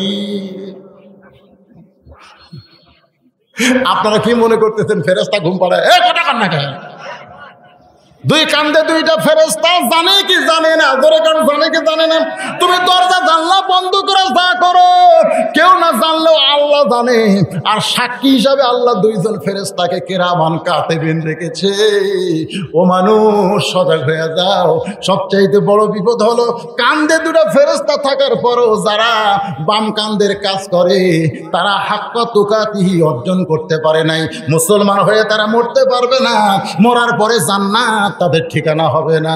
জান্নাতে যদি যাবার চাই একটু মনোযোগ দিয়ে কথাগুলো শোনেন। হযরত ওমর বললেন, জাল্লাত আমার আবু শামা মদ পান করেছে, আল্লাহর আইন অনুযায়ী তাকে 80টা দৌড়া মারতে হবে। ওমর ফারুক চামড়ার চাবুক দিলেন, নিজের সন্তানকে মারার জন্য চাবুক দিলেন। জাল্লাত শুরু করে দিছে। একটা আঘাত যেই মাত্র করেছে উমর ফারুক গুনতেছে 1, জল্লাদ 2টা আঘাত করেছে, উমর ফারুক গুনতেছে 2, মারতেছে জল্লাদ, গুনতেছে হযরত উমর। 2 পর্যন্ত গোনার পরে উমর ফারুক দৌড়ে গিয়ে জল্লাদের হাত থেকে চাবুক কেড়ে নিলেন। কাইরা নিয়ে বলতে, জল্লাদ সত্যি করে বলো, তুমি যে আমার সন্তানকে 2টা চাবুক মারলা, এটা আল্লাহর খেয়ালে না আমার খেয়ালে? তুমি সত্যি করে বলবা, হাক্কা তুকাতিহি, আল্লাহর ভয় কলিজার মধ্যে নিয়ে বলো, তুমি যে আমার সন্তানকে 2টা চাবুক মারছে, মারা লাগবে কয়টা? কয়টা মারা লাগবে? 80টা। তুমি যে 2টা মারলা, এই 2টা চাবুক তুমি কার খেয়ালে মারছে?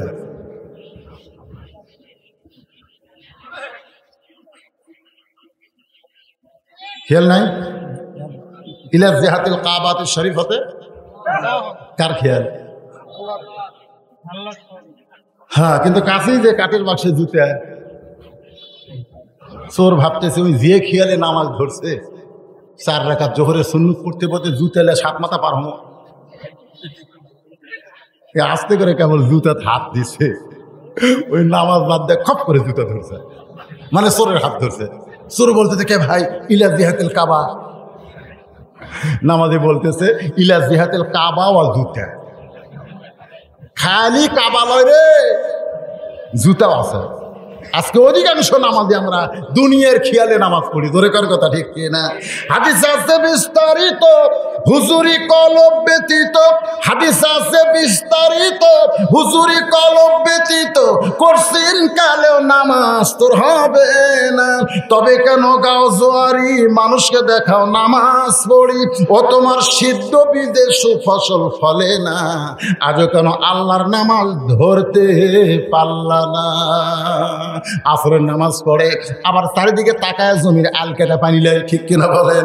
উনি কি নামাজ পড়ে না নামাজ ধরে? ওই নামাজ পড়ে, নামাজ ধরলে কোনোদিন ইন্নাস সালাতা তানহানিল ফাহশাই ওয়াল মুনকার, একমাত্র নামাজই পারে মানুষকে যাবতীয় খারাপি থেকে বাঁচাই দিতে। ওমর ফারুক বললেন, সাল্লাত হাক্কা তুকাতিহির দাবিতে বলতেছি, তুমি আমার সন্তানকে 2টা চাবুক মারছো, এটা আমার খেয়ালে না আল্লাহর খেয়ালে? জল্লাদ বলতেছে, আমিরুল মুমিনিন, আল্লাহ আছে অনেক দূর, আর আপনি আমার কাছে, তো কাছে বাদ দিয়ে দূরের খেয়াল হয়?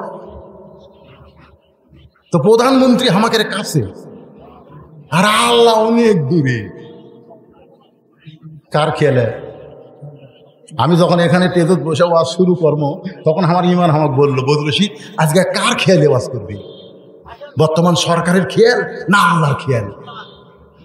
আগে আগে আপনারা কোন কেন আমার কথা বলতেছি? বাবা কিন্তু ইমান বলছে যে তুই তো বহুদিন পর এই শশী বদনে আসলি, তা আজকে ওয়াজটা কার খেয়ালে হবি? পুলিশ কিন্তু আইছে, মানে আমি যখন আসছি তখন পুলিশ আসছে, তা তুই কার খেয়ালে ওয়াজ করবি? বর্তমান সরকার না আল্লাহ? সরকার গেলে কাছে, আল্লাহ গেলে দূরে। আমি চিন্তা করলাম কার খেয়ালে করিবারে? যদি আল্লাহর খেয়ালে করি তাহলে জেলত যাওয়া লাগতে পারে, আর যদি সরকারের খেয়ালে করি তাহলে জাহান্নামত যাওয়া লাগতে পারে। এখন আমি কোনটা ধরি কোনটা ছাড়ি? জেল না জাহান্নাম? কথা কয় না। আপনাদের কাছে কোনটা ভালো লাগতেছে?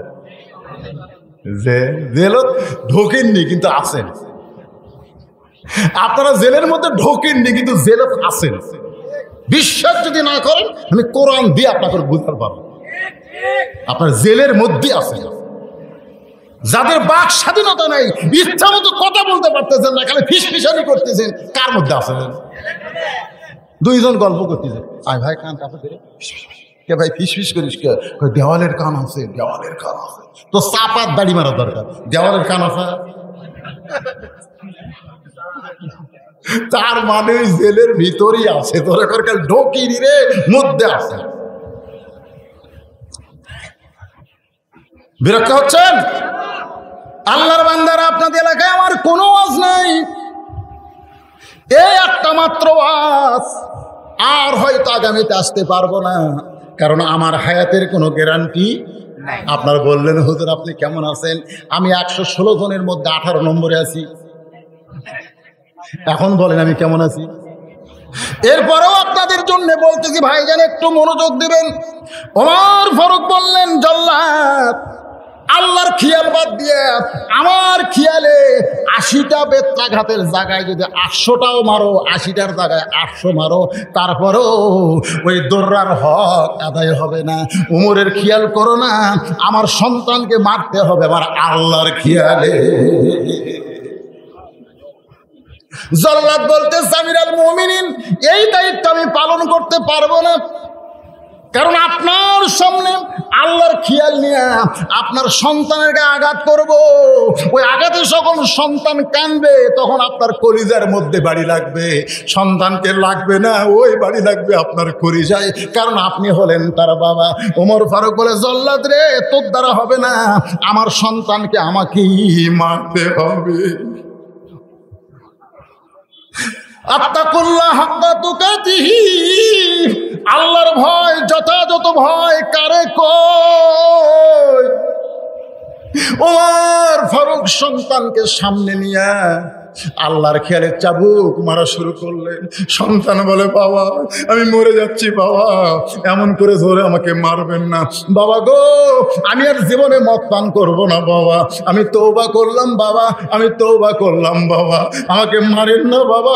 ওমর ফারুক মারতেছে আর মারতেছে, গুনে গুনে মারতে মারতে যখন 30টা চাবুক মারছে, উমর ফারুক তাকে দেখে আবু শামার হুঁশ নাই, পিটন খাইতে খাইতে বেহুশ হয়ে পড়ে গেছে। ওমর ফারুক একবার সন্তান দিকে তাকাবার চায়, কিন্তু হাক্কা তুকাতি অন্তরের মধ্যে আঘাত করে। তাকাস না রে ওমর, সন্তানকে তাকায় দেখলে ইন্নামা আমওয়ালুকুম আওলাদুকুম ফিতনা, সম্পদের সন্তান হলো বিপদের কারণ। সন্তানের মায়ে পড়ে আল্লাহর হুকুম যদি পালন করা ভুলে যাস ওমর, তাকাস না রে, সন্তানের দিকে তাকাস না। ওমর ফারুক সন্তানের দেহে রক্তের দিকে না তাকায়া চেয়ারে বসে বললেন, আমাকে এক গিলাস পানি দাও, ঠান্ডা পানি দাও। একজন সাহাবী দৌড়ে গিয়া 1 গিলাস ঠান্ডা পানি এনে ওমর ফারুকের হাতে দিলেন। সাহাবীরা মনে মনে চিন্তা করে ওই ঠান্ডা পানি হয়তো তার সন্তানকে খাওয়াবেন, কিন্তু ওমর ফারুক নিজে পানি পান করে বলতেছে, আমার সন্তানকে মারতে মারতে আমি দুর্বল হয়ে গেছি, আর দুর্বল অবস্থায় দৌড়া মারলে দৌড়লা কার্যকর হবে না, এজন্য পানি পান করে আমার শরীরটা আবার সতেজ করে নিলাম। এরপরে সামান্য পানি গিলাসের তলায় ছিল, ওই পানি হাতের মধ্যে নিয়ে আবু শামার চেহারার উপরে নিক্ষেপ করলেন। আবু শামা যখন সাকি দিয়ে উঠছে, ওমর ফারুক আবার মার শুরু করলেন। মারতে মারতে 50টা চাবুক যখন হয়ে গেছে, এমন সময় সাহাবীরা চিৎকার করে বলে, ইয়া আমিরুল মুমিনিন, আর মারবেন না, আর মারবেন না। আপনি তো সন্তানের দিকে তাকায় দেখতেছেন না, আপনি তো জানেন না গো আমিরুল মুমিনিন, আপনার আবু শামাকে মেরে কি হবে? আপনার আবু শামা মারা গেছে।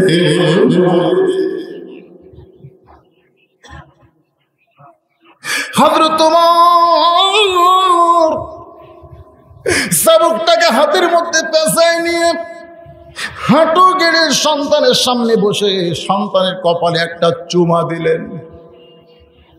সন্তানকে চুমা দিয়ে বললেন, সাহাবীরা রে, আমার কলিজা টুকরা সন্তান দুনিয়া থেকে চলে গেছে। রে সাহাবীরা, আমার সন্তানের জন্য তোমরা কবর খনন করো। আমার সন্তান মারা যাওয়ার পরে 5টা কাজ করতে হবে। তার মধ্যে 1 নম্বর কাজ হলো তোমাকে তোমাদের কবর খনন করা লাগবে। তোমরা কবর খনন করো।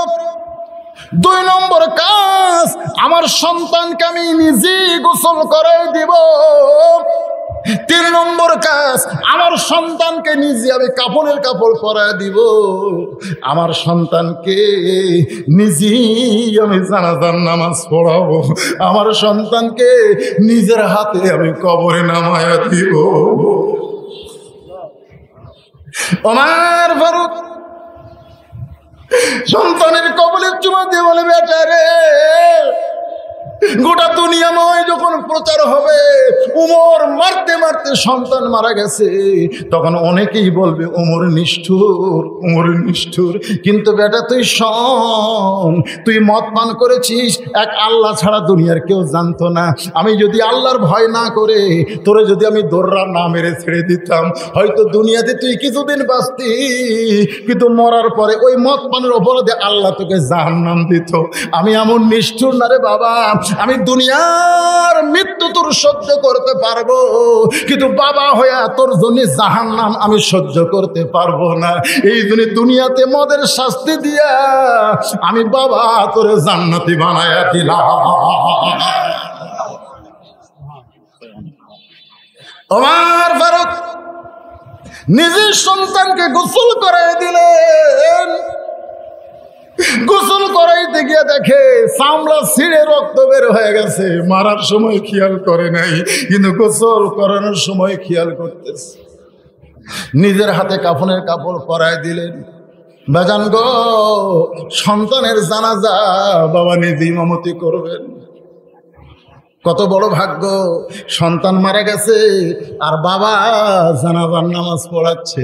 ভাগ্য ভালো না খারাপ? ভালো না খারাপ? আমাদের বাংলাদেশে এমন একজন ভাগ্যবান সন্তান, নাম হলো রফিক সাইদি। যখন দুনিয়া থেকে বিদায় হয়ে গেল, আল্লামা সাইদি তখন জেলের মধ্যে ছিল, কেরলে তাকে মুক্তি দিল।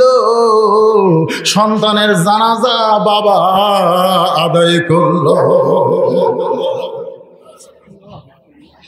রফিক সাইদি যদি জীবিত হতো তাহলে বলতে পারতো আমার মতোর ভাগ্যবান কে আছে, যে মানুষের হাতে হাজার হাজার ইহুদি খ্রিস্টান হিন্দু মুসলমান হয়েছে, সেই বাবা আমাকে কবরের ঘরে নামায়া দিছে। আবার ভাগ্যবান ওই বাবা মরে যাওয়ার পর তার সন্তান জানাজার নামাজ পড়ায়। সুবহানাল্লাহ। ওই বাবা বড় ভাগ্যবান, সন্তান জানাজার ইমামতি করতেছে। আমি আমার নিজের কথা বলতেছি ভাইজান, আমি বহু জানাজার ইমামতি করেছি, শুধু দাঁড়ায় দোয়া পড়েছি আর তকবীর দিয়েছি, নিয়ত করেছি তকবীর দিয়েছি, খানা পড়েছি তকবীর দিয়েছি, দোয়া পড়ে তকবীর দিয়েছি, দরুদ পড়ে তকবীর দিছি, কিন্তু আমার চোখ দিয়ে কোনো সময় পানি বের হয় নাই। কিন্তু আমার বাবার লাশ আমি সামনে নিয়ে যেদিন জানাজায় দাঁড়ালাম, জানাজায় দাঁড়ানোর পরে আমি নিয়ত করতেছি, শুধু নিয়ত করতেছি না, আমার দু চোখ দিয়ে দর করে পানি পড়তেছে। আমি ছানা পড়তেছি, শুধু ছানা পড়তেছি না, আমার বাবার কথা মনে হচ্ছে। এই বাবা কত কষ্ট করে আমাকে মাদ্রাসায় পড়াইছে, এই বাবা নিজে না খায় আমারে খাওয়াইছে। আজকে সেই বাবার লাশ আমি সামনে নিয়ে আল্লাহ তোমার সামনে দাঁড়াইছি। চোখের পানি পড়ে দোয়া পড়ি, ফেরেশতা বলে আল্লাহ এই মাওলানা জীবনে কত মানুষের জানাজা করলো, কোনোদিন তো দোয়ার সাথে চোখের পানি বের হয় নাই, কিন্তু আজকে কেন কাঁদতেছে? আল্লাহ কয় ফেরেশতা রে, তোদের বাপ মা নাই, তোরা কেমনে বুঝবি? মাওলানা যার ইমামতি করতেছে সেইটা হলো তার বাবা। কোনো সন্তান চোখের পানি নিয়ে বাবার জানাজা যদি আদায় করে, ওই চোখের পানি গাল বড়ায় যখন নিচে আসবে, বাবার জীবনের গুনাহ মাফ করে ওই বাবাকে আল্লাহ জান্নাতের মেহমান কবুল করে নিবে। আপনারা অবশ্যই চাইবেন আপনার সন্তান আপনার জানাজার ইমামতি করুক। এই চাওয়াটা কি আমাদের দরকার আছে না নাই? দরকার আছে না নাই? প্রত্যেকটা সন্তানকে এই মক্তবে পড়াবেন, আপনার সন্তান জানাজার নিয়ম কানুন শিখবে। বাদান গো, সন্তান হয়ে বাবার জানাজা করলে যে কি আপনি মরার পরে বুঝতে পারবেন, জীবিত অবস্থায় আপনি বুঝতে পারবেন না। একটু মনোযোগ দিয়ে কথাগুলো শুনবেন।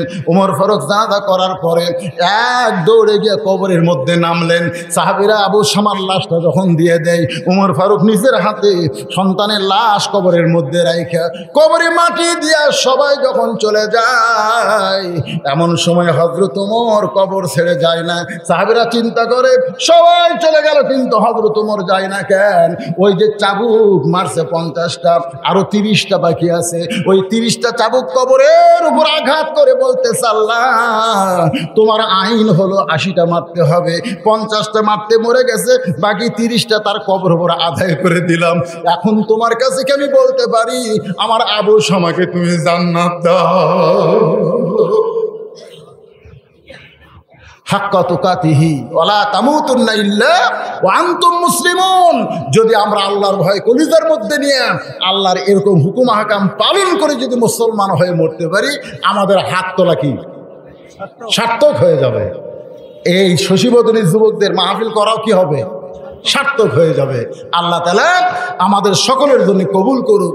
সকলে বলে আল্লাহুম্মা আমিন। জোরে বলে আল্লাহুম্মা আমিন। আপনারা কেউ ওটা বসা করেননি, আমার কলজে ভরে গেছে। কারণ এখন তো আমরা আগেকার মতন আর ওই টাইনিয়া টুনে যুবক বক্তার মতন ওয়াজ করে পারি না। পারি? আমার ওয়াজের বয়স হলো 33 বছর। এর আগে যখন আমি ওয়াজ করছি তখন যে কণ্ঠ এখনকার সেই কণ্ঠ আছে। তারপরও আপনারা মহব্বতে বসে থেকে আল্লাহর কোরআনের মহব্বতে আপনারা জান্নাতের বাগানে ছিলেন। আমি একটা আপনাদের নিয়ে প্রাণ খুলে একটা দোয়া করতে চাই। দোয়া করবেন সবাই? করবেন সবাই ইনশাল্লাহ? বসেন ভাই, ওটা বসে করবেন না। দোয়া করতে ঘন্টার পর ঘন্টা লাগবে না। আল্লাহর রাস্তায় বসেন। এই যুবকদের জন্য আমাদের প্রাণ খুলে দোয়া করতে হবে। এই যুবকেরা এই সময়ে এখনও বর্ষা শেষ হয়নি তো, তারপরেও সাহস করে মাহফিল করেছে। এদের জন্য দোয়া, বক্তব্যের জন্য দোয়া, মুরব্বীদের জন্য দোয়া, যারা কবরের কাছে সকলের জন্য দোয়া হবে। বাবা তোমাদের জন্য খাস করে দোয়া হবে। যুবকেরা, ফরজ নামাজের পরে মোনাজাত করা যাবে কি? করলে কোনো গুনাহ হবে? মোনাজাত করলে গুনাহ হয়? শোনেন, এইগুলা কিন্তু আগে ছিল না। আমি এরা আপনাকে ক্লিয়ার করে বলতেছি, আপনারা আজকে বুঝে যান। সালাম ফিরালে নামাজ, এ কথা কান না কেন? সালাম ফিরালে নামাজ কি শেষ? নামাজ একটা ইবাদত। নামাজ কি? আর দোয়াও মুখল ইবাদত। দোয়াও একটা ইবাদত। তবে নামাজের সাথে আর সম্পর্ক নেই। নামাজের সাথে কি নাই? সম্পর্ক নেই। আপনারা যদি মনে করেন যে মোনাজাত না করে নামাজ হবে না, তা কিন্তু না। এটা মনে করা যাবে না। মোনাজাত একটা ইবাদত। আপনি দোয়া দরুদ পড়ে আপনি ইচ্ছা করলে মোনাজাত করতে পারবেন, অসুবিধা নেই। কিন্তু এই আসসালামু আলাইকুম, আল্লাহুম্মা আমিন, না, এটা চলবে না। এটা চলবে না। এটা হবে আল্লাহর সাথে ঠাট্টা করা। অন্তত রাসূলের সুন্নত মোতাবেক যে দোয়া দরুদগুলো আছে এগুলো পড়ার পরে আপনি মোনাজাত করতে পারেন। কারণ মন চাইলে আপনার সঙ্গে শামিল হবে, মন না চাইলে হবে না। এই নিয়ে কোনো বাড়াবাড়ি করার দরকার নাই। যেরকম বাড়াবাড়ি করার দরকার নেই।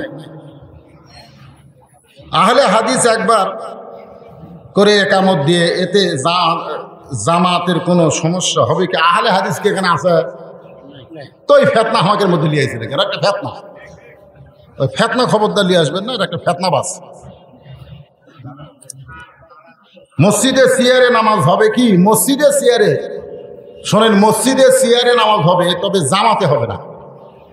সে যদি অসুস্থ হওয়ার কারণে একা একা পড়ে তাহলে হবে, কারণ জামাতে নামাজ পড়তে গেলে কাতার সোজা করা কি কারিবুল ফরজ, কিন্তু ওয়াজিবের ব্যাপারে কোনো সন্দেহ, কাতার সোজা না হলে হচ্ছে না। তো কাতার সোজা হবে সিয়ারে বসলে? সেই জন্য নামাজ মসজিদে সিয়ারে বসা কোনাকানি যেখানে পারে পড়ুক, কিন্তু জামাতের মধ্যে সামিল করা যাবে না। জামাতে সামিল করতে হলে তাকে খাড়া হওয়া লাগবে, কারণ নামাজের ভিতরে বাহিরে 13টা ফরজ, তার মধ্যে এক ফরজ হলো দাঁড়ায় কি নামাজ পড়া। তাহলে তুমি জামাতের মধ্যে সামিল হবে, সিয়ারে বসবে, তুমি কোন চেয়ারম্যান?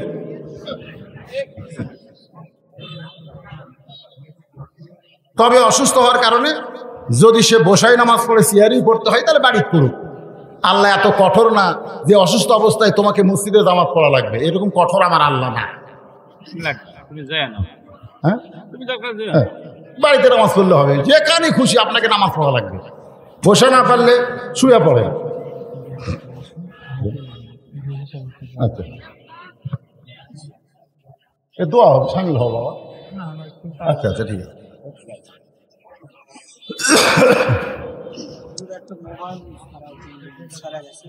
রে মোবাইল কোনো জায়গা হেরে যায় রে, আর এই জায়গা ছাড়া গেছে, মানে আর যা সাইজ ইয়ে সবাই খারাপ, মানে ফাটা ফুটে আবার দিয়ে বেঁধে থাকে। এরকম মোবাইল তো নতুনই বেন 300 দাম, আর পুরাতন হলে লেওয়াই বিপদ। যাই হোক, সিম টিম আছে, যদি কারো হয় ভাই, একটা ফাটা মোবাইল পাওয়া গেছে। একটা হাফেজ সাহেব খালি বারবার বলতেছে আমি ওয়াজ করছি, অ্যাক্সিডেন্ট নাই শশীবদিন আমি যেবার আসছিলাম এও আসছিল, আসছিল না, আসছিল না, এ আসছিল, আজ গাইছে, জানে যে শশীবদিনের লোকেরা সেই অন্ধ মানুষ 30 পারা কোরআনের হাফেজ, সুবহানাল্লাহ। কি মানুষ? অন্ধ মানুষ। শুনে শুনে হাফেজ সাহেবরা বলছে, শুনে শুনে 30 পারা কোরআন হেফজ করছে। সোকাল হাফিজি বিশ্ব চ্যাম্পিয়ন হয়ে দাম পাচ্ছে না, আর কানা হাফিজের খাওয়া আছে। এই মসজিদে গেলে ইমামতি করবার ছেলে মুসল্লি কয় টাকা দিয়ে কানার পাশে নামাজ পড়বো, আজান দিবার গেলে কয় কারেন্টের যুগ বাবা, সকেটের মধ্যে লোক ঢুকে মরে থাকতো। মাদ্রাসায় চাকরি করবার গেলে আলিফ বা তাসা দেখছেও কয় না, তাহলে পড়াবা কেমনে? তো মাদ্রাসায় চাকরি হয় না, মসজিদের মুয়াজ্জিন নাই, ইমামতি তো চলেই না। এই অন্ধটা কি করে খায়? এখন 30 পারা কোরআন হেফজ করছে, মনে করছে কোরআনের একটা দাম হবে, কিন্তু বাংলাদেশ যে সকালেরই দাম নাই, ওর দাম বাংলাদেশে কে দিবে? বড় আশা করে কষ্ট করে 12-14 বছর ধরে কোরআন শরীফ হেফজ করছে, কোরআনের বাংলা অর্থ করছে, মনে করছে আমার খুব দাম হবে। দাম তো পাচ্ছেই না, কিন্তু একটা অকাম করছে, সেটা জানেন? সেটা হলো বিয়ে করছে। বিয়ে করে খালি বইয়ের গলা ধরে থাকলে তাও হতো, প্যাকা প্যাক 4টা ছেলের বাপ। হ্যাঁ, 4 ছেলের বাপ, 4টা সন্তান। এর দেখতেছেন বয়স, এই আবার নানা হচ্ছে, কেরে কি ছেলে না মেয়ে? এর বেটার আবার বেটা হবে, নানা হয়ে গেছে। সেই নানা হাফেজ সাহেব আপনাদের মধ্যে কোরআন থেকে তেলাওয়াত করে বারবার বলতেছে যে আমি একটু কোরআন পড়বো। তো কোরআন পড়ার দরকার নাই, কারণ আগে তো ওয়াজ করছে, আগে ওয়াজ করছে। হ্যাঁ, লোক থাকার দরকার নেই, তুমি সামনে আসো, ওকে একটু সামনে দে।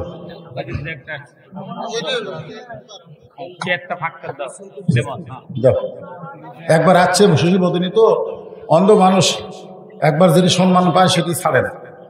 23 হাফেজ সাহেব এসেছে আপনাদের কাছে একটু সহযোগিতা নিতে। যদি আপনারা সকলে মিলে, ওর তো চাকরি বাকরি কিছু নাই, ভ্যান গাড়ি চালাতে পারবে না, অটো ভ্যান চালাতে পারবে না, ধান টান কাটতে পারবে না, কোনো কাজই পারবে না। একটাই কাম করছে, বিয়ে করছে, বাচ্চা কাচ্চা হচ্ছে, এখন খরচ সব কিছু দুর্গমূল আকার ছোঁয়া। এই জন্য হাফেজ সাহেব বলতেছে হুজুর আমি একটু কোরআন তেলাওয়াত করবো, আর এই ফাঁকে আপনার যদি 2-4 টাকা ওকে ভিক্ষা মনে করে না, সহযোগিতা, কোরআন শরীফকে মহব্বত করে সহযোগিতা করে ওরে যদি কিছু দেন, ও বউ বাচ্চা নিয়ে খাবে।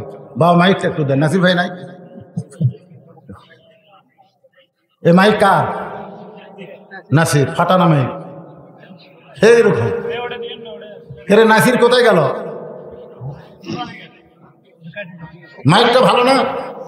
খুব ভালো। ও আজ করার সময় একটাবারও বক্তা বললো না সাউন্ড দাও, এ করো সে করো, এটা টনটনা মাইক, 101 মাইক। আসসালামু আলাইকুম ওয়া রাহমাতুল্লাহি ওয়া বারাকাতুহু। খুব শান্তি। أعوذ بالله من الشيطان الرجيم. بسم الله الرحمن الرحيم.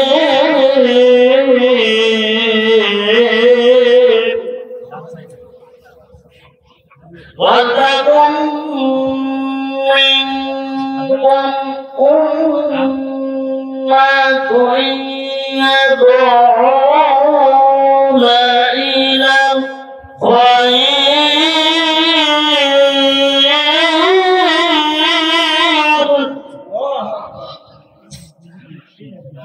وَيَأْمُرُونَ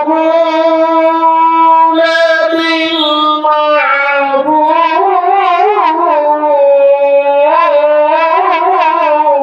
আল্লাহু ويأمرون بالمعروف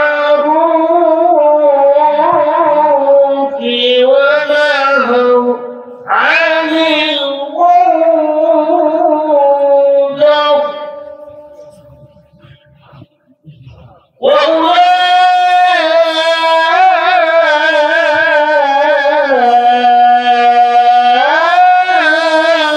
وأولئك هم المفلحون.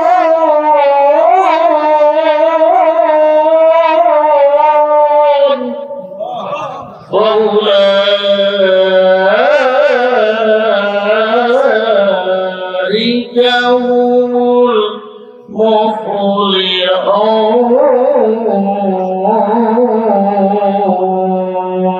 المفلحون.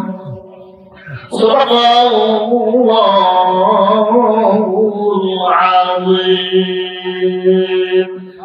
সম্মানিত ভাইরা, সবকিছু বলা দরকার আমার উস্তাদ আপনাদের সামনে করা উপস্থাপন করতে ধরে করা আছে।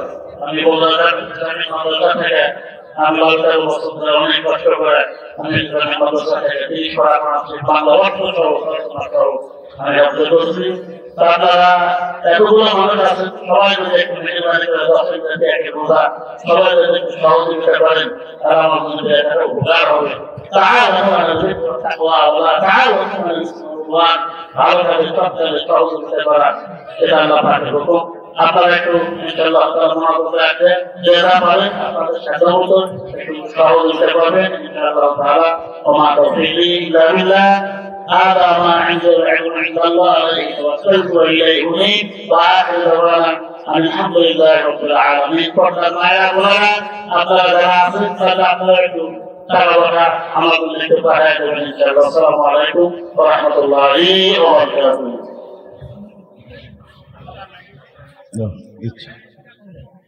আল্লাহুম্মা সাল্লি আলা মুহাম্মাদ। সকলে দরুদ, নামাজের মধ্যে যে দরুদ পড়ি সেই দরুদটা পড়েন। আল্লাহুম্মা সাল্লি আলা মুহাম্মাদ ওয়া আলা আলি মুহাম্মাদ কামা সাল্লাইতা আলা ইব্রাহিম ওয়া আলা আলি ইব্রাহিম ইন্নাকা হামিদুম মাজিদ।